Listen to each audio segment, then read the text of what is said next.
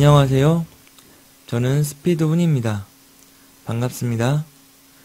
이번 시간에는 저번 시간에 이어서 계속 블렌딩 모드에 대해서 알아보도록 하겠습니다. 저번 시간에는 멀티플라이랑 스크린, 그리고 오버레이를 보았는데요. 이번 시간에 처음 볼 것은 소프트 라이트입니다. 한번 여기에 있는 이 소프트 라이트를 적용시켜줘 보도록 하겠습니다. 소프트 라이트는 여기에 있는 이 오버레이의 조금 더 약한 버전 또는 조금 더 부드러운 버전이라고 할 수 있습니다.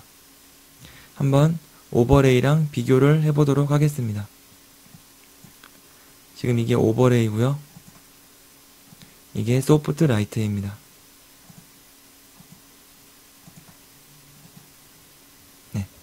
이 소프트 라이트는 오버레이와 더불어서 상당히 많이 쓰이는 합성 방법입니다. 그리고 바로 아래에 있는 이 하드 라이트는 이 아래에 있는 레이어를 위로 올려서 오버레이 합성을 시켜주는 것입니다. 한번 확인시켜 드리도록 하겠습니다. 지금 이 B 레이어를 하드 라이트로 합성해준 모습이 이러한 모습인데요. 이것은 아래에 있는 이 A 레이어를 위로 올린 다음에 오버레이를 해준 모습과 완전히 똑같습니다. 지금 똑같은 것을 보실 수 있죠? 네, 이러한 방식이 하드 라이트입니다. 다음은 리니어 닷지와 리니어 번을 보도록 하겠습니다. 먼저 리니어 닷지는 일명 add라고도 하는데요. 한번 적용시켜줘 보도록 하겠습니다. 여기에 보면 리니어 닷지가 있습니다. 이것을 클릭하면 이렇게 밝게 합성되는 것을 볼 수 있습니다. 이것은 마치 스크린과 비슷한 합성 방법입니다. 리니어 닷지를 함수로 보면 이렇게 A 레이어의 픽셀 값과 B 레이어의 픽셀 값을 더해주는 것이 됩니다. 그런데 아까 스크린을 보면 스크린은 A랑 B를 더해준 다음에 두 값을 곱해준 것만큼 빼주는 것이었습니다. 그런데 지금은 더해주는 것만 있으니 오히려 스크린보다 더 값이 높아지게 되고 이렇게 스크린보다 보다 더 밝은 합성을 만들어주게 됩니다. 이러한 합성 방법을 리니어 닷지라고 합니다. 그러면 이번에는 리니어 번을 적용시켜줘 보도록 하겠습니다. 여기에 보면 리니어 번이 있습니다. 이것을 클릭하면 이렇게 어둡게 합성이 되는 것을 볼 수 있습니다. 리니어 번을 함수로 보면 이러한 식이 되는데요. A 레이어의 픽셀 값과 B 레이어의 픽셀 값을 더해준 다음에 1을 빼준 값이 됩니다. 그런데 A도 그렇고 B도 그렇고 최대값이 1이기 때문에 결국 이 값을 최종적으로 계산을 해주면 A나 B보다 작은 값이 나오게 됩니다. 값이 작아지기 때문에 또 이렇게 어두운 합성이 일어나는 것을 볼 수 있습니다. 닷지는 더 밝아지는 것, 그리고 번은 더 어두워지는 것이라고 보시면 됩니다. 다음은 디바이드입니다. 한번 적용시켜줘 보도록 하겠습니다. 여기 보면 디바이드가 있죠? 디바이드는 이름처럼 나누어 준다는 의미입니다. 함수를 보면 이렇게 나누기 연산이라는 것을 알 수 있습니다. 그런데 여기서 만약 최종 나누어 준 값이 1보다 커지게 되면 그냥 모두 1로 처리를 하게 됩니다. 즉 나누기 연산을 해서 최종적인 값이 아무리 커지더라도 어차피 나타낼 수 있는 최대값은 흰색이기 때문에 이렇게 그냥 흰색으로 처리를 한다는 의미입니다. 잠시 여기 있는 이 B를 끄고요. B 대신에 흰색 솔리드 컬러를 만든 다음에 이것을 디바이드로 합성해 줘 보도록 하겠습니다. 그러면 이렇게 A 레이어만 나타나는 것을 볼 수 있는데요. 왜냐하면 지금 B가 흰색이기 때문에 이 B 값이 1이 됩니다. 결국 A만 남게 되는 것입니다.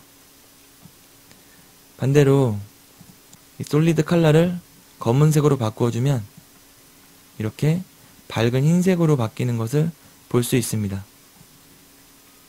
여기서 이 B의 값을 0에 가까운 수로 만들어줬기 때문에 전체적인 값이 엄청 커지게 되고 이렇게 대부분이 흰색으로 나타나게 되는 것입니다.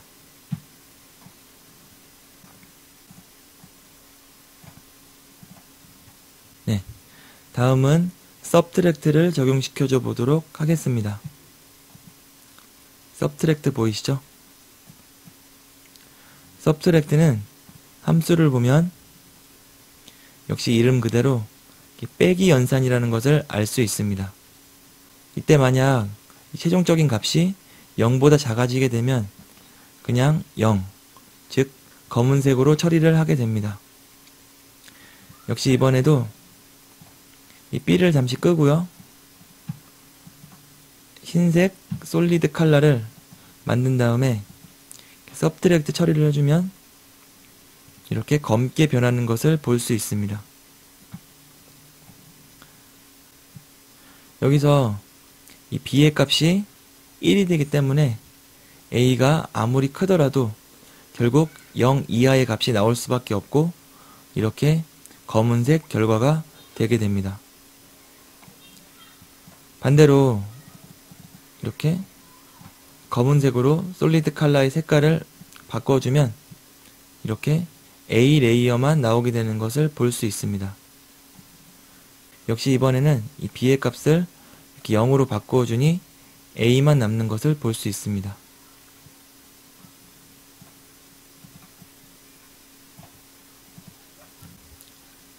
네, 이번에는 디퍼런스라는 것을 볼 텐데요.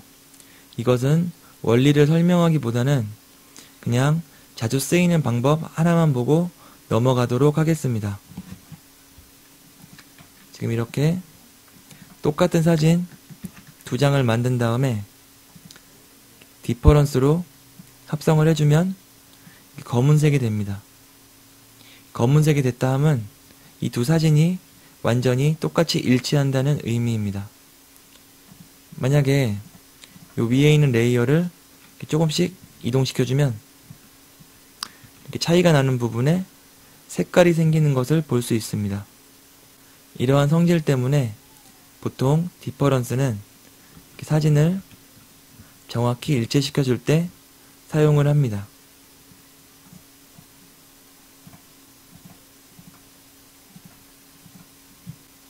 네, 이제 거의 마지막입니다. 이번에는 다큰과 라이튼을 보도록 하겠습니다. 먼저 이 다큰을 적용시켜줘 보도록 하겠습니다. 다크는 이 두 레이어의 픽셀 값을 서로 비교를 해서 각 채널별로 더 어두운 쪽 부분, 즉 더 숫자의 값이 작은 부분만 나타나도록 해줍니다. 사진을 보면 더 자세히 알 수 있을 것입니다. 다만 각 채널별 비교이기 때문에 어떤 특정 채널만 더 값이 작아지는 경우가 있어서 이렇게 색조 변화가 일어나기도 합니다. 그러면 다음으로 라이튼을 적용시켜줘 보도록 하겠습니다. 라이튼은 다큰의 반대입니다. 두 레이어의 픽셀 값을 서로 비교를 해서 각 채널별로 더 밝은 쪽 부분, 즉 더 숫자의 값이 큰 부분만 나타나도록 해줍니다. 라이튼으로 합성한 결과가 지금의 모습이고요. 역시 다큰처럼 각 채널별 비교이기 때문에 특정 채널만 더 값이 큰 경우가 있어서 이렇게 색조 변화가 일어나기도 합니다. 네, 이렇게 다큰과 라이튼까지 말씀을 드렸습니다. 지금 여기 리스트를 보면 아직 설명을 하지 않은 휴, 세츄레이션, 컬러, 루미노시티가 있는데요. 일단 이것들은 설명 없이 그냥 넘어가도록 하겠습니다. 다만 참고로 말씀을 드리면 여기에 있는 이 컬러랑 루미노시티는 마치 오버레이랑 하드라이트와의 관계와 같습니다. 무슨 말인지 한번 보여드리도록 하겠습니다. 먼저 이 B 레이어를 컬러로 합성을 하도록 하겠습니다. 그러면 이러한 모습이 되고요. 지금 이 모습은 이 아래에 있는 레이어를 위로 올려서 루미노시티로 합성을 해준 모습과 완전히 같습니다. 지금 보시면 완전히 모습이 똑같죠? 아까 오버레이랑 하드라이트도 지금 이러한 관계였습니다. 그냥 참고하시면 될 것 같습니다.